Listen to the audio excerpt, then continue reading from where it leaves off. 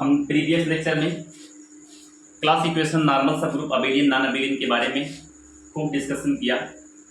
अब मैं आपको कुछ क्वेश्चन दे रहा हूं और इसमें ऐसे क्वेश्चन है जिसमें आपको कुछ स्टेटमेंट दिए हैं। उन स्टेटमेंट में बताना है कि वो नॉर्मल है या नॉर्मल नहीं है, इसको चेक करना विद हेल्प ऑफ नॉर्मल सब ग्रुप। मैंने नॉर्मल सब ग्रुप के बारे में बाकायदा पढ़ रखा है। तो मेरे पास फर्स्ट क्वेश्चन जो यहाँ पे दे रखा है, question number 1, consider the following statement P and Q। मेरे पास जो P स्टेटमेंट दे रखा है, if H is normal subgroup of order 4 of the symmetric group S4, then S4 normal H is abelian. ये स्टेटमेंट ट्रू है या false है, इसे आपको बताना है। If quaternion group Q quaternion group, then Q normal -1 + 1 is abelian और not. Which of the above statement hold true. ये जो ऊपर के दोनों स्टेटमेंट दिए हैं, ये आपको बताने हैं कि ये ट्रू हैं कि नहीं। तो सबसे पहले इस क्वेश्चन को जानने के लिए आपको जानना होगा कि ये सिमेट्रिक ग्रुप S4 होता क्या है और इसके पास कौन कौन से नॉर्मल होते हैं। आप जानते हैं सिमेट्रिक ग्रुप S4 जो होता है, इसका ऑर्डर 24 होता है। आपको मैंने बाकायदा S4 के जब ग्रुप के सब ग्रुप की काउंटिंग किया था, यहाँ पे इसके 24 एलिमेंट को मैंने प्रीवियस लेक्चर में बता रखा है। तो फिर अगर H is normal subgroup of order 4, अगर इसका कोई एक 4 ऑर्डर का नॉर्मल सब ग्रुप है, इसके पास कितने नॉर्मल होते थे? S4 के पास एक आइडेंटिटी होती थी नॉर्मल, और एक होता था A4, और एक K4 होता था, और एक S4 खुद होता था। S4 के पास 4 नॉर्मल सब ग्रुप होते थे, जिसमें इसका ऑर्डर 12, इसका ऑर्डर 1, इसका ऑर्डर 24 और 12। हाँ, ये 24 ऑर्डर का स्कोर तो होता ही है। और इसका ऑर्डर कितना होता था? K4 यानी क्लीन 4 ग्रुप होता था, जिसका ऑर्डर 4 होता था, जिसमें सारे एलिमेंट का जो आइडेंटिटी को छोड़कर अदर 3 एलिमेंट होते थे, जिसका ऑर्डर 2 होता था। और A4 ऑर्डर का नॉर्मल सब ग्रुप होता था। यानी कोई ऐसा H मेरे पास मिल जाए तो मुझे बताना है क्या S4 normal H is abelian हुआ कि नहीं हुआ।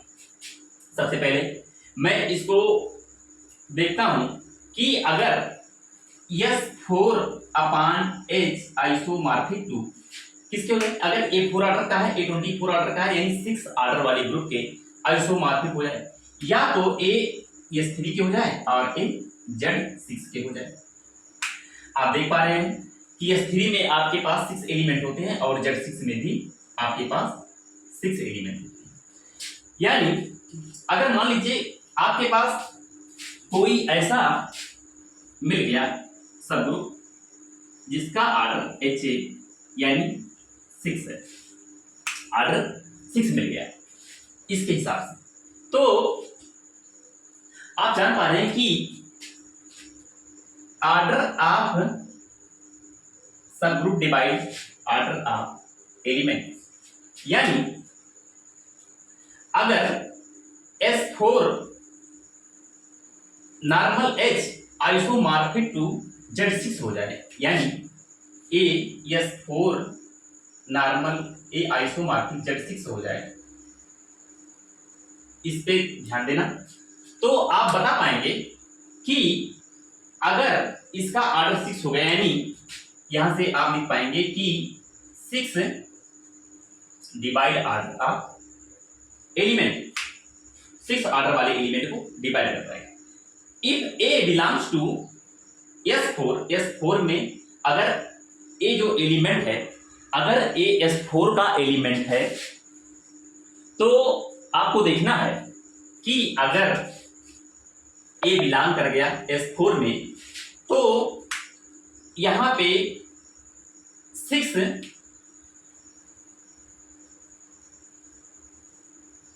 ए को ऑर्डर ए की जो एलिमेंट होगा ए बिलोंग टू S4 यानी ऑर्डर ए के एलिमेंट को डिवाइड करना चाहिए। लेकिन आप जान पा रहे हैं कि 6 ऑर्डर का S4 के पास कोई एलिमेंट नहीं है। इसके पास तो सिर्फ 1 ऑर्डर के, 2 ऑर्डर के, 3 ऑर्डर के और 4 ऑर्डर के ही एलिमेंट होते हैं। 6 ऑर्डर का एलिमेंट नहीं हो पाता। इस प्रकार आप देख पाए कि इस कंडीशन में कंट्राडिक्ट कर गया, कंट्राडिक्ट कर गया। Hence, देयर इज कंट्राडिक्शन, यहां पे कंट्राडिक्ट कर गया कि इसके पास ना 4 ऑर्डर का एलिमेंट है तो 6 not divide order of element. अब आप जानते हैं कि जो S4 ग्रुप होता है, सिमेट्रिक ग्रुप होता है, ये नॉन अबेलियन होता है। S4 क्या होता है? नॉन अबेलियन होता है, क्योंकि इसको जो मैट्रिक्स जो इसकी बनाते हैं इस सिमेट्रिक बेसिस नहीं बना पाते। तो S4 मेरा जो होता है, मैंने बता रखा है कि जो Sn होता है वो क्या होता है? नॉन अबेलियन होता है।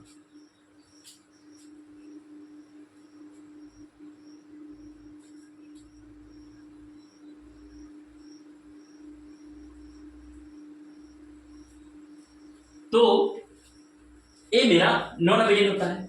इस प्रकार जो मेरा स्टेटमेंट सी हुआ ए रॉन्ग हो गया। और फिर मैं अपने स्टेटमेंट 2 पे आता हूं।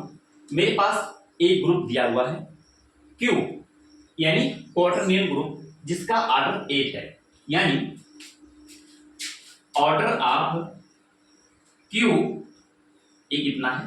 8 है। आपको बताना है कि क्यू नॉर्मल -1 ये कितना होगा, यानी क्यू नॉर्मल 1, -1 ए कितना मिलेगा? तो आपको यहां पे आप जान पा रहे हैं कि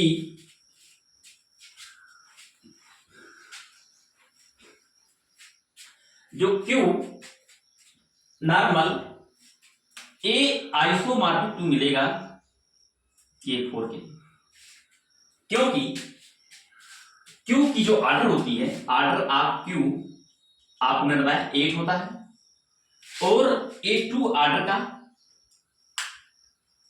सब ग्रुप है, H है, 2 ऑर्डर का सब ग्रुप है। और मैं आपको बताना चाहूंगा कि जो Q जो क्वाड्रेनियन ग्रुप है, इसके सभी सब ग्रुप क्या होते हैं? नॉर्मल होते हैं। मैंने बता रखा है, यानी जो मेरा सब ग्रुप 2 ऑर्डर का यहाँ पे सब ग्रुप है, ये क्या है? Q अपान H यहाँ पे क्या है? नॉर्मल है, जो आइसोमॉर्फिक टू K4 के है। और जो K4 है मेरा, ये क्या है? K4 जो मेरा है एक क्लीन 4 ग्रुप है, जिसमें आइडेंटिटी होती थी, A होता था, B होता था, C होता था, बिल मल्टीप्लिकेशन के साथ, ठीक है ना। तो जहां पे A स्क्वायर, B स्क्वायर और C स्क्वायर क्या आइडेंटिटी दे देते, आइडेंटिटी। तो ए सेल्फ इनवर्स होते थे, ऑर्डर इनका क्या क्या होता था? 2 होता था। तो यहां पे क्या होता था? और ए क्या होता था? K4 मेरा अबेलियन, होता था। K4 is abelian group. इस प्रकार आप देख रहे हैं कि Q नॉर्मल H जो है 2 ऑर्डर का है, A आइसोमॉर्फिक K4 हुआ और K4 जो है अबेलियन है।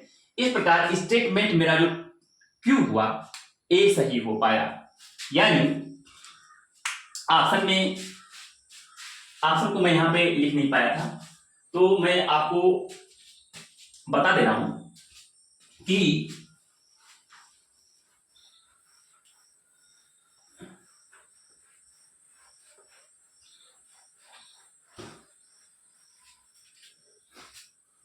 जो आपको ऑप्शन दिए होते कि option number A both P and Q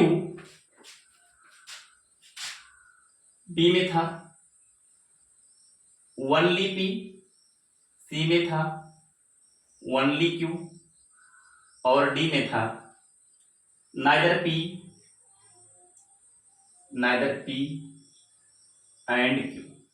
okay, तो आप देख पाए कि जो ऑप्शन पी मेरा है गलत हुआ और क्यू सही हुआ, तो ओनली पी ओनली क्यू यानी ऑप्शन सी मेरा सही हुआ, अदर ऑप्शन मेरे क्या हो गए, डिस्कार्ड हो गए। इसी में मैं अब नेक्स्ट क्वेश्चन की ओर बढ़ता हूं और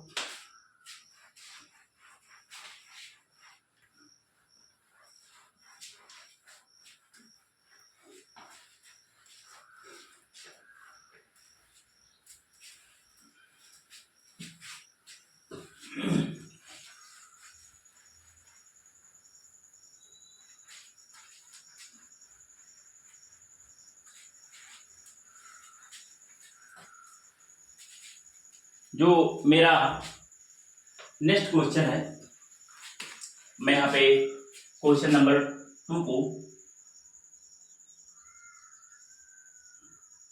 यहाँ पे क्वेश्चन नंबर 2 को मैं टाइप कर रहा हूं। क्वेश्चन नंबर मेरा 2 कह रहा है कि let G denote the group of all, let G denote the group of all 2x2 invertible matrix,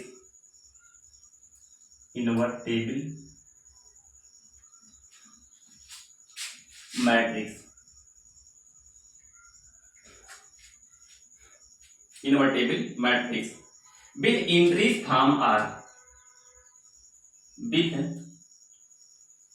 entries from real number से, entries from R, लेट आपको लेट यहां पे दिया है H1 दिया है A belongs to G group element और determinant A equal to 1 A दिया हुआ है, और आपको H2 दिया हुआ है A belongs to G, A is upper triangular,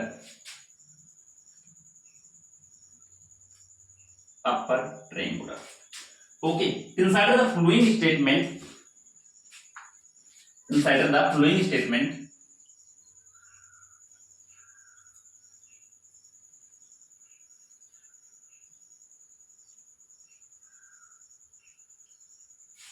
मेरे पास स्टेटमेंट जो दिए हुए हैं, H is normal subgroup of G,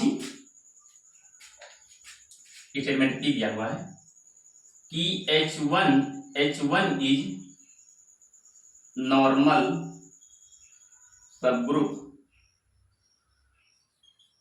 of G, और Q स्टेटमेंट है H2 is normal subgroup of G, then इसमें ऑप्शन ए है both P and Q true, both P and Q are true, option B है P is true and Q is false, P is true and Q is false, option मेरा C है P is false and Q is true. Option D है both P and Q are false.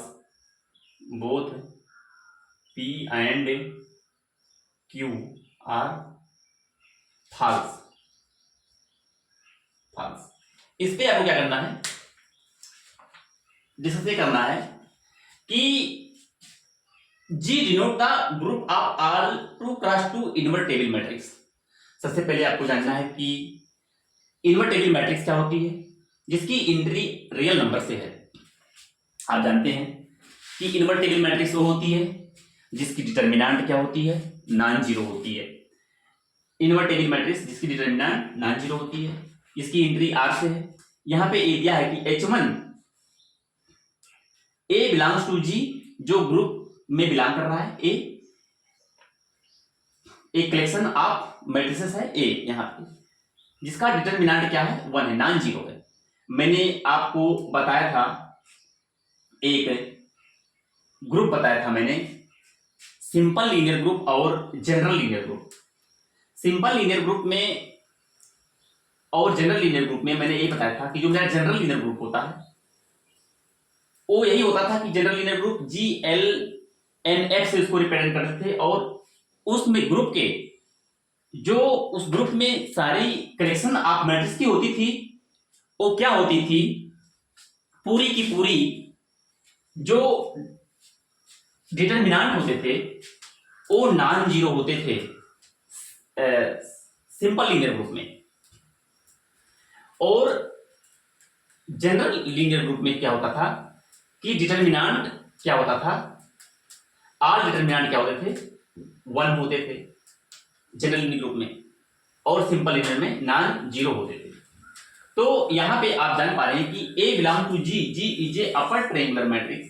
यहां पे कोई अपर triangular matrix है, यानी ऐसी matrix है अपर ट्रायंगुलर जिसकी डायगोनल से ऊपर की एंट्री सब क्या है, नॉन जीरो, और नीचे वाली जीरो। ऐसी मैट्रिक्स को अपर ट्रायंगुलर मैट्रिक्स बोलते हैं। तो यहाँ पे H1 H2 आपको दिए हैं। कंसीडर द फॉलोइंग स्टेटमेंट, इसके दो statement. H1 is normal subgroup of G। सबसे पहले आपको चेक करना है कि H1 is normal subgroup of G होता है। तो आप जानते हैं कि जो मेरा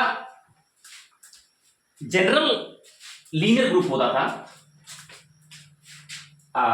सॉरी सिंपल लीनियर ग्रुप होता था, सिंपल SLNF जो होता था वो नॉर्मल होता था जनरल लीनियर ग्रुप के, जनरल लीनियर SLNF के।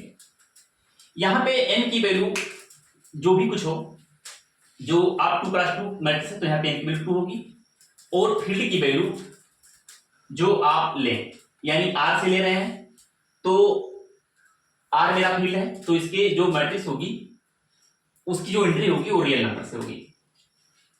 तो जो मेरा यहाँ पे सिंपल लीनियर ग्रुप होता है normal to general linear group के होता है।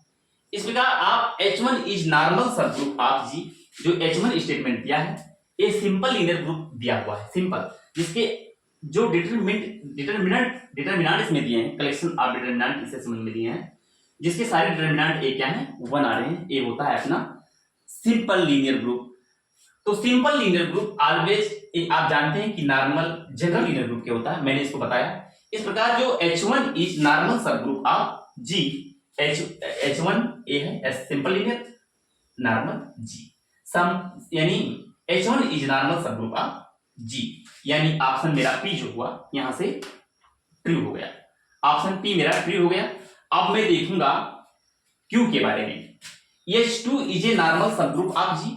मुझे अब देखना है कि H2 मेरा नॉर्मल सबग्रुप ऑफ G के है या नहीं है।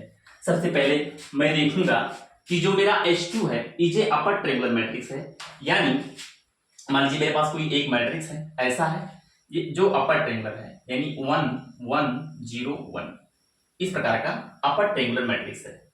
और मैं जानता हूं कि अगर मैं कोई लीनियर में, मैंने पढ़ाते वक्त ये चीज बताया था कि वहां पे नॉर्मल निकालने के लिए मैट्रिक्स का, कि अगर मेरे पास कोई मैट्रिक्स X दी हुई है, गिवन मैट्रिक्स, तो यहां पे X A X इनवर्स अगर आप फाइंड कर ले आ रहे हो और यहाँ पे अगर यही मैट्रिक्स ए मिल जा रही है तो ए मैट्रिक्स ए कंडीशन नॉर्मल को बताता है।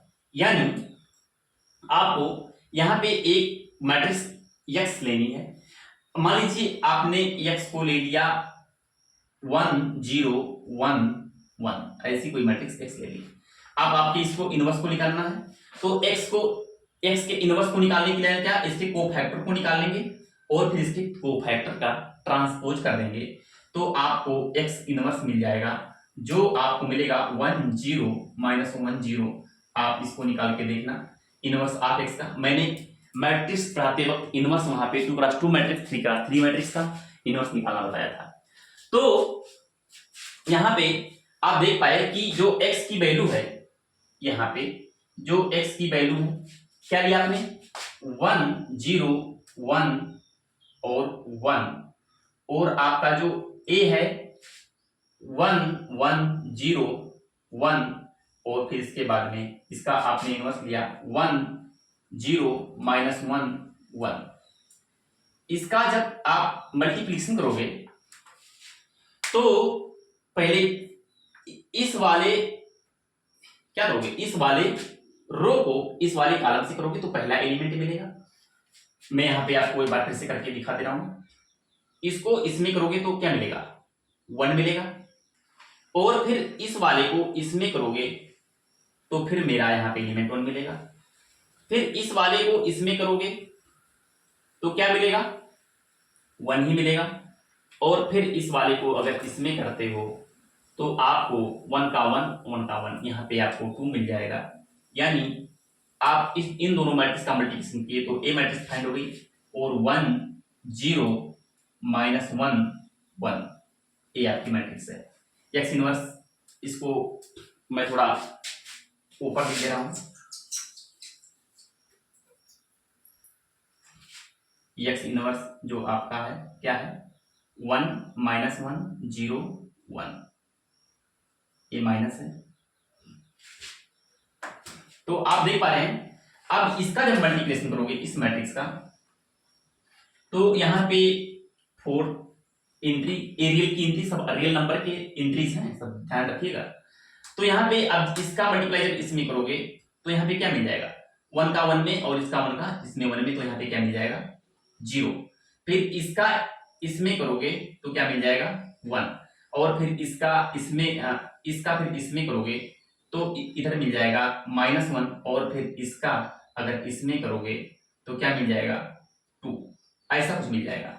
यानी आपको मैट्रिक्स ए फाइंड नहीं हो पाई। जो आपका कंडीशन दिया है कि अगर इस कंडीशन को सेटिस्फाई करता है तो आपका क्या होगा नॉर्मल होगा, तो ये नॉर्मल की कंडीशन को सेटिस्फाई नहीं कर पाया।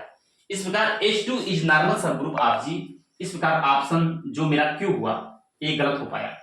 और फिर आप देखेंगे कि जो आपको ऑप्शन दिए हैं, ए दिया है कि both P and Q are true, दोनों सही हैं, तो नहीं, एक सही है एक गलत है, तो ए ऑप्शन गलत हो गया, ऑप्शन ए गलत हो गया।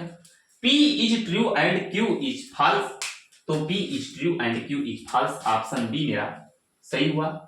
और P is false and Q is true, P is false and Q is true ऐसा नहीं है, तो ऑप्शन सी भी मेरा गलत हो पाया। और फिर option D both P and Q are false, तो ऐसा नहीं है, एक सही है और एक गलत है, तो इस प्रकार ऑप्शन डी भी मेरा डिस्कार्ड हो गया।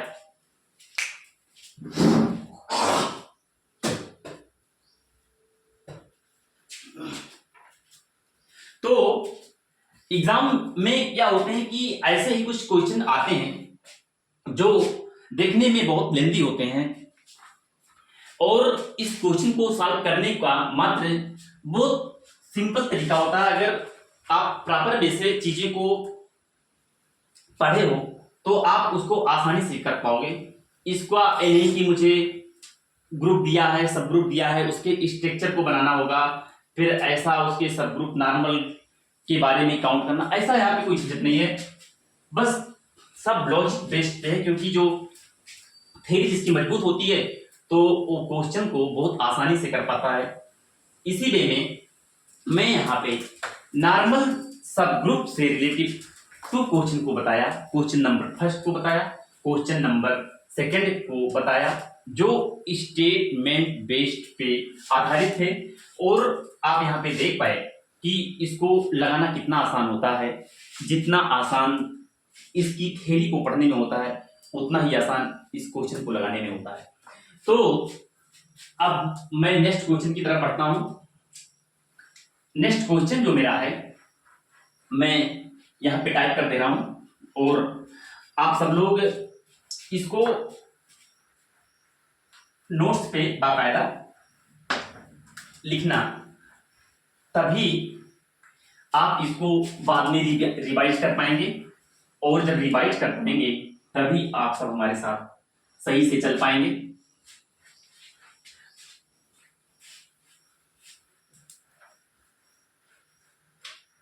अब मेरे पास जो नेक्स्ट क्वेश्चन है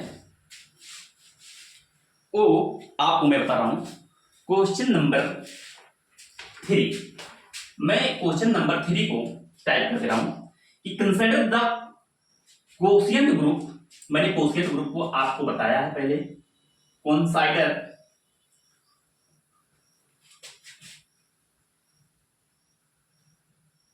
quotient group Q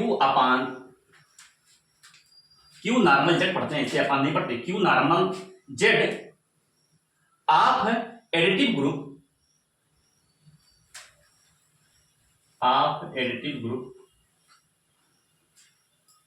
of rational number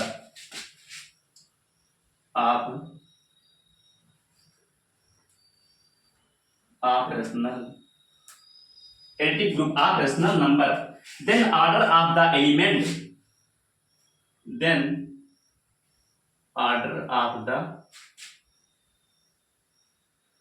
element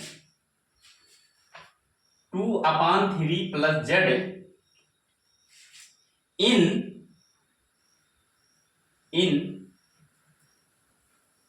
q quotient z is, इसमें ऑप्शन ए दिया है 2, ऑप्शन बी दिया है 3, ऑप्शन सी दिया है 5, ऑप्शन डी दिया है 6।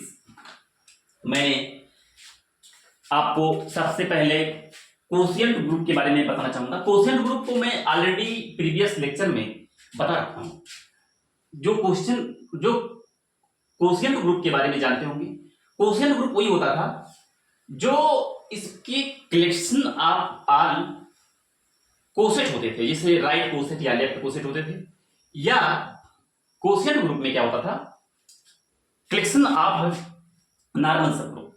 तो आप जानते थे कि मैंने ग्रुप के बाकायदा उसके नॉर्मल सब ग्रुप के बारे में भी डिस्कशन कराया था और काउंट भी कराए थे कि किसी ग्रुप के पास कितने नॉर्मल सब ग्रुप होंगे, और उसके कोसेट के बारे में भी डिस्कस कराया था। तो यहां पे लिखा है consider the quotient group Q quotient Z of additive group of rational number, then order of the element 2/3 z, then order of the element, इस एलिमेंट का order of element 2/3 plus z in quotient Q quotient z is कितना होगा। इस element का इस quotient group में order कितना होगा यही आपको बताना है। 2 होगा, 3 होगा, 5 होगा या 6 होगा। तो कोसेट के हेल्प से आप जानते थे कि कलेक्शन आप कोसेट को मैं वही लिखता था। कोसेट को लिखने के लिए मैंने वहां पे क्या किया था, क्लास इक्वेशन का हेल्प किया था। किसी भी क्लास में कौन कौन से नंबर आते हैं, जैसे मैंने S3 लिया था तो बताया था कि क्लास 1 2 में सिर्फ ऐसे एलिमेंट आते हैं जो जिसकी साइकिल लेंथ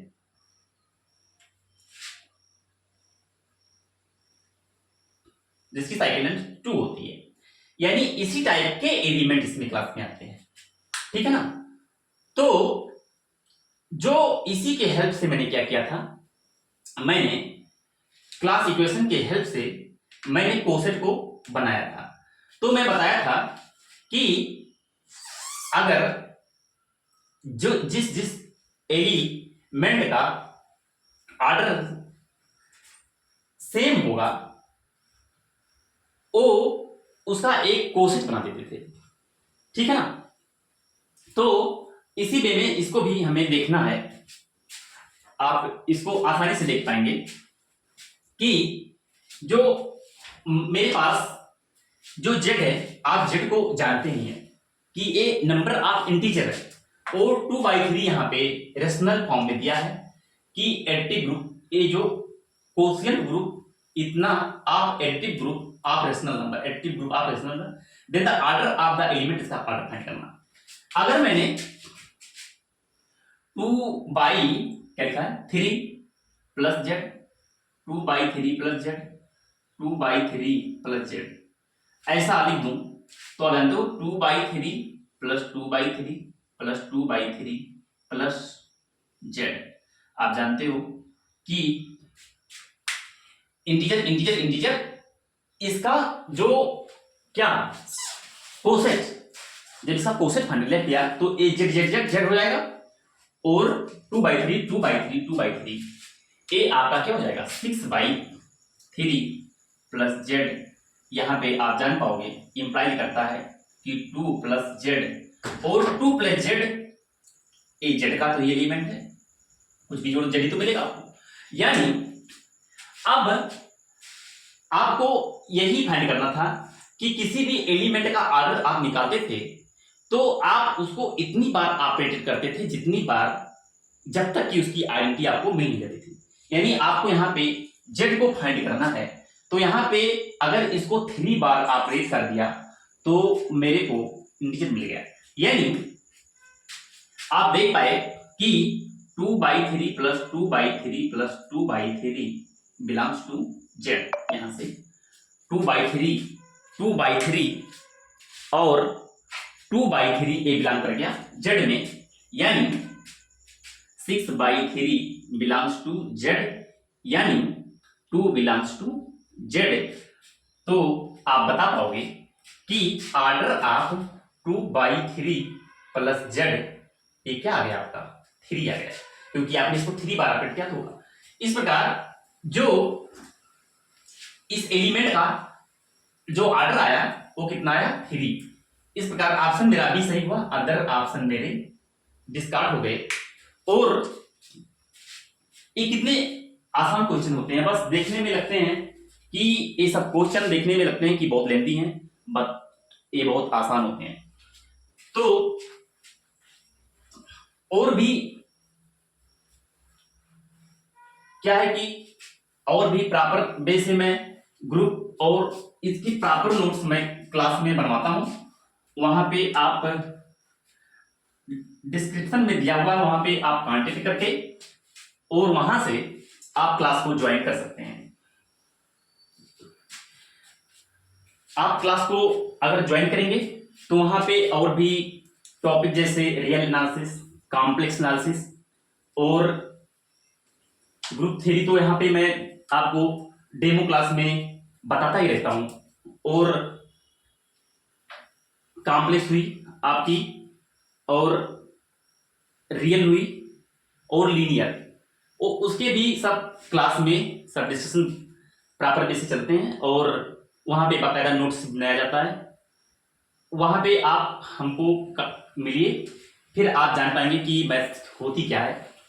ये मैं डेमो में आपको दे रहा हूं कि आपका इंटरेस्ट जगे, क्योंकि जो मेरी मॉडर्न अलजेब्रा है ये मैथ के बारे में जानने में, पढ़ने में, इंटरेस्ट जगाने में सबसे बहुत हेल्पफुल होती है। और जो मॉडर्न को प्रॉपर वे से पढ़ता है या कुछ बेसिक चीजें जानता है मॉडर्न में, वो लीनियर में और अदर टॉपिक में सही से रन कर पाता है। क्योंकि मुझे किसी भी टॉपिक में, किसी भी पेपर में अगर पढ़ना है तो सबसे पहले लीनियर को अगर मान लीजिए मुझे बहुत स्ट्रांग बनानी है, देखनी है, तो मुझे मॉडर्न को पढ़नी होगी। क्योंकि मॉडर्न मेरा होता है, मॉडर्न बेसिक टॉपिक है और अपने आप में बहुत स्ट्रांग भी है, ऐसा बात नहीं है, लेकिन ये मॉडर्न ही है जो मैथ को पढ़ने के बारे में इंटरेस्ट जगाता है। अभी हाल में ही दिल्ली के जो दिव्यकीर्ति सर थे, उन्होंने क्या किया, उन्होंने बताया कि जो मैथ का ये जो लैंग्वेज है ये वास्तव में एक गॉड तक जाने का रास्ता बताता है, यानी जो ईश्वर तक जाने का जो रास्ता है गॉड तक, वो मैथ का ही रास्ता। क्योंकि उन्होंने बताया कि जो क्रिएचर है, इस वर्ल्ड का जो क्रिएचर है, वास्तव में वो कोई एक महान मैथमेटिशियन रहा होगा जो इस वर्ल्ड को बहुत बाखूबी से सही से बनाया कि तनिक भी इधर उधर हेर फेर नहीं है। तो उनका कहना यही है, और उनका कहना यही है कि वो बहुत बड़ा मैथमेटिशियन रहा होगा।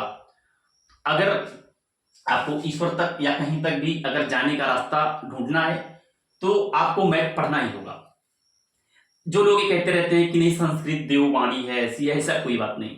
न्यूटन भी थे जो आपके साइंटिस्ट थे, सर आइजैक न्यूटन, गैलीलियो साहब, जिन्होंने यहां से ही अपने टेलीस्कोप की हेल्प से देखकर बता दिया कि इतनी दूरी पे फ्लागरा कुछ चीजें बता दिया।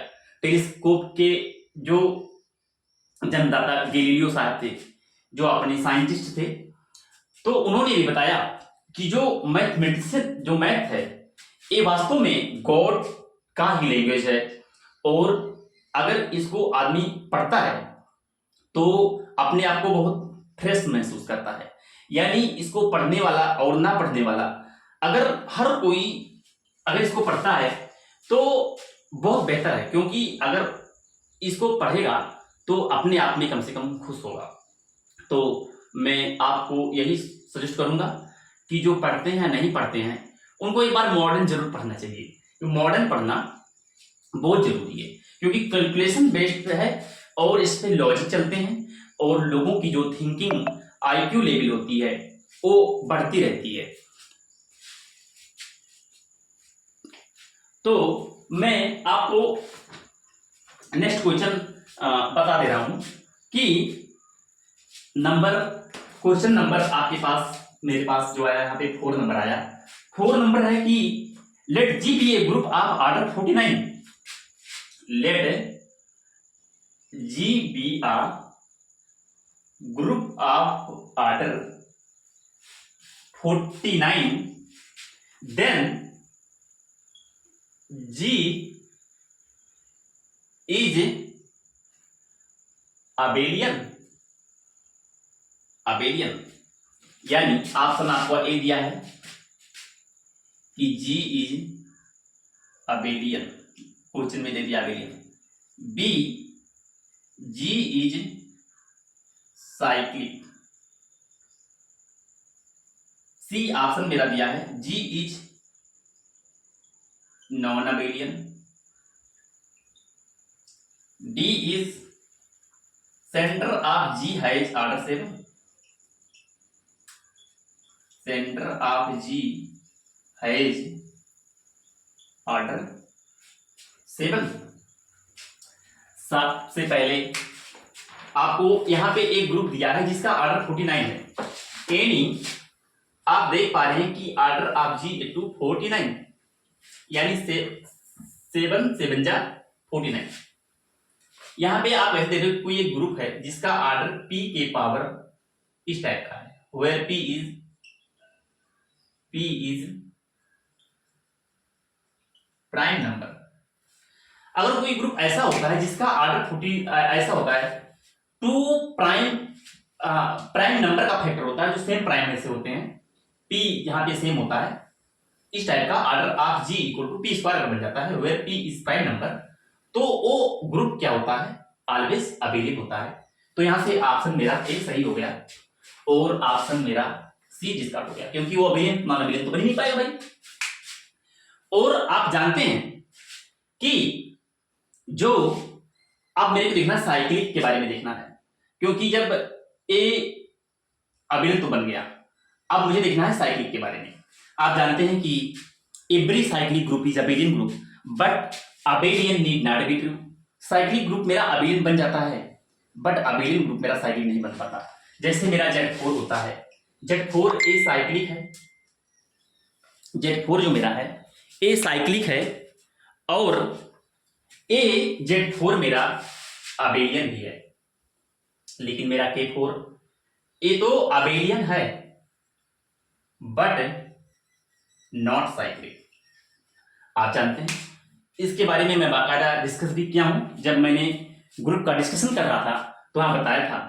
तो इस वे में अगर मेरे पास कोई ग्रुप जिसका ऑर्डर 49 है, तो क्या ए ग्रुप साइक्लिक होगा कि नहीं होगा, आपको बताना है।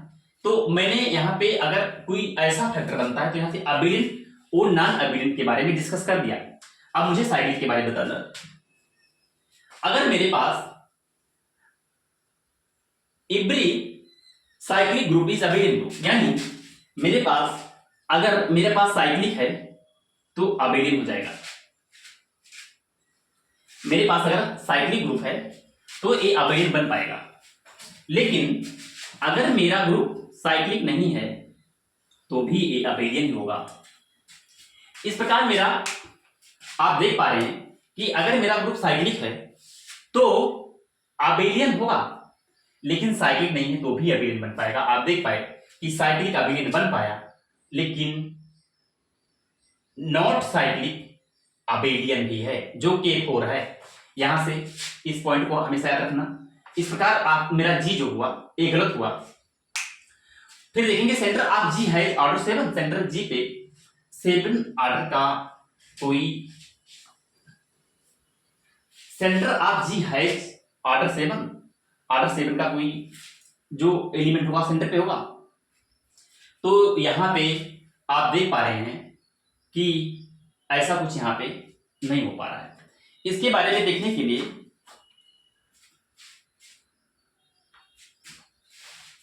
मैं बताऊंगा कि मैंने आपको सेंटर ऑफ ग्रुप के बारे में बताया था। सेंटर पे वो एलिमेंट जाते हैं जो उस एलिमेंट के साथ ऑपरेट होकर और आइडेंटिटी दे देते हैं, तो वो सेंटर पे जाते हैं। तो क्या 7 मेरा सेंटर पे जा पाएगा?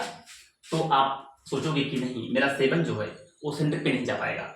तो इस प्रकार ऑप्शन मेरा डी भी डिस्कार्ड हो गया और ऑप्शन मेरा जो ए था वो सही हुआ। तो आपने इस क्वेश्चन को देखा, देखने में भी बहुत लेंथी था लेकिन है बहुत आसान,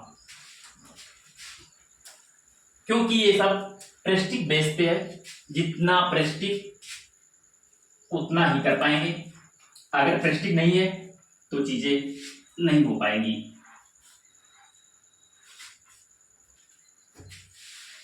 इसके बाद आता है मेरे पास आया क्वेश्चन नंबर 5। आज 5 नंबर तक ही करवाएंगे क्योंकि जो मार्कर है ये खत्म हो चुका है। तो इसी क्वेश्चन को करके फिर बंद करते हैं।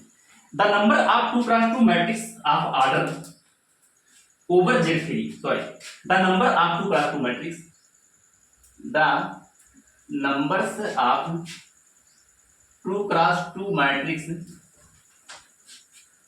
over Z3, the field with 3 elements, the field with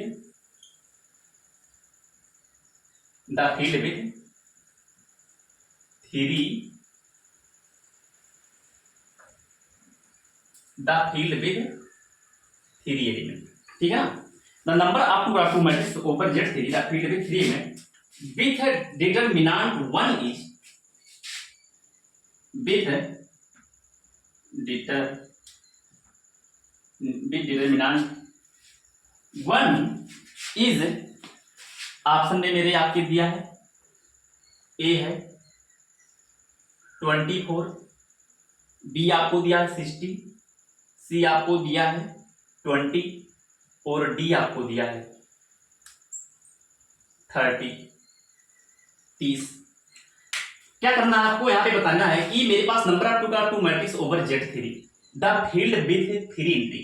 Z3 मेरे क्या है, फील्ड है, 2x2 की मैट्रिक्स है। आप जानते हैं कि जो मेरा ग्रुप होता है जिसमें 2x2 की मैट्रिक्स दी हुई थी, जिसकी मैट्रिक्स ओवरफिल्ड Z3 पे दी हुई है, तो जिसका डिटर्मिनेंट 1 होता था, वो मेरा जो ग्रुप होता था वो मेरा सिंपल लीनियर ग्रुप होता था। SL2Z3, यही तो है मेरा SLZ3, यही चीजें यहां पे लिखी है। यानी इसकी जो कलेक्शन ऑफ ऑल मैट्रिसेस होते थे इसके अंदर, वो क्या होता था, जिसका डिटरमिनेंट क्या होता था, 1 होता था, डिटरमिनेंट 1 होता था। तो यहाँ पे ए जो आपका होता था, ए ऑर्डर पता था और ए फील्ड का ऑर्डर पता था, यानी ए पी होता था, ए आपका एन होता था।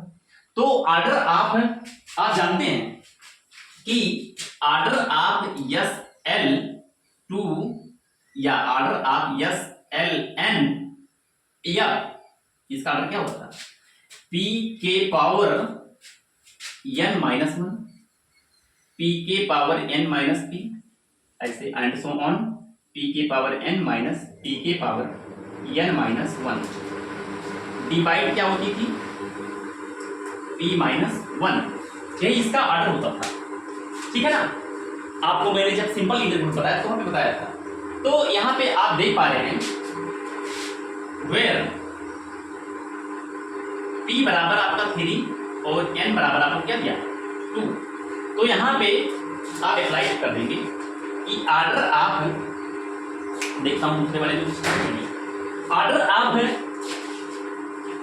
आप S L two Z P sorry Z3, ये क्या होगा, इसको आपको निकालना पड़ेगा। क्या निकालना पड़ेगा, ई पी की वैल्यू 3 है, तो यहाँ पे क्या करेंगे, पी की वैल्यू क्या रखेंगे, पी की वैल्यू 3 रखेंगे, तो पी की वैल्यू 3, यानी की वैल्यू 2, तो 3 स्क्वायर माइनस यहाँ की पी की वैल्यू अगर क्या रखेंगे, पी की वैल्यू 3 रखेंगे, तो यहाँ पे 1 एक कम हो जाएगा, तो यहाँ पे आपको मिल जाएगा पी की, यहाँ पे की वैल्यू 2 है, तो यहाँ पे मिल जाएगी 3। अगर यहाँ पे n की वैल्यू 3 रखे, या पी की वैल्यू 3 रखे और n की वैल्यू 2 रखे, तो यहाँ पे मिल जाएगी 3, क्योंकि 3 के पावर 2 माइनस 1, तो 3 मिल जाएगा, एक हो जाएगा। फिर इसके बाद में क्या मिलेगा, 3 के पावर n माइनस 3 के पावर ऐसे n माइनस 1, n माइनस 2, ऐसे आएगा नहीं, तो 3 के पावर 2 माइनस 2, 3 के पावर 2 माइनस 2, तो यहाँ पे क्या हो जाएगा, अगला स्टेप, यहाँ पे ये 0 हो जाएगा, तो यहाँ पे हो जाएगा 1, और यहाँ पे हो जाएगा 3 माइनस 1, तो यहाँ पे हो जाएगा 3 जा 9 माइनस 3, यहाँ पे हो जाएगा 6, और मल्टीप्लाई में 3 जा 9 और माइनस यहाँ पे क्या हो जाएगा, यहाँ पे 1 हो जाएगा। कैसे 1 हो जाएगा, 2 माइनस 2 0, किसी की पावर 0 तो 1 हो जाता है, तो 9 माइनस 1 8 हो जाएगा, और यहाँ पे 2 हो जाएगा, यहाँ पे आ जाएगा क्या 4, तो 24 आ जाएगा। इस प्रकार आप देख पाए कि जो ऑप्शन ए है मेरा, ये सही हो पाया और अदर ऑप्शन मेरे गलत हो गए। यानी आपको यही फाइंड करना था क्या, कि the number of two matrix over इतना बी डिटरमिनेंट इतना इज, तो आपको ऑर्डर ही फाइंड करने थे, तो आपने ऑर्डर फाइंड कर दिया कि कितने 24 है ए आपका, या आप यहाँ पे डायरेक्ट रख सकते हैं 3 के पावर 2 माइनस 1, 3 के पावर 2 माइनस 3। फिर आप जहां पे ए 0 बन जाएगा वहीं पे आप इसको आगे बढ़ना छोड़ देंगे, इसको वहां से चलेंगे। मैं यहाँ से स्टार्ट करेंगे पी के power n minus P, okay, P के पावर n माइनस पी के पावर n माइनस 1, पी के पावर n माइनस पी के पावर n माइनस 2, पी के पावर n माइनस पी के पावर n माइनस 3, ऐसे आएंगे। लेकिन जहां पे इसका ऑर्डर 0 बनेगा वहीं पे यहाँ तक यहाँ पे छोड़ देंगे, फिर p माइनस 1, ये चीज आपको फाइंड हो जाएगी। तो बस अब यहीं तक रहने दे रहे हैं, और फिर मैं नेक्स्ट लेक्चर में क्लास इक्वेशन के बारे में और अदर टॉपिक भी पढ़ाऊंगा। और अगर आपको प्रॉपर बेसिक क्लास लेनी है, कुछ करनी है, मैथ के बारे में अगर इंटरेस्ट है, तो आप हमारे से कांटेक्ट करिए और क्लास में आइए। वहाँ पे मैं बाकायदा क्लास चलती है और वहाँ पे आप मिलजुल के डिस्कस करेंगे, पढ़ेंगे और एग्ज़ाम को क्रैक करेंगे। Thank you.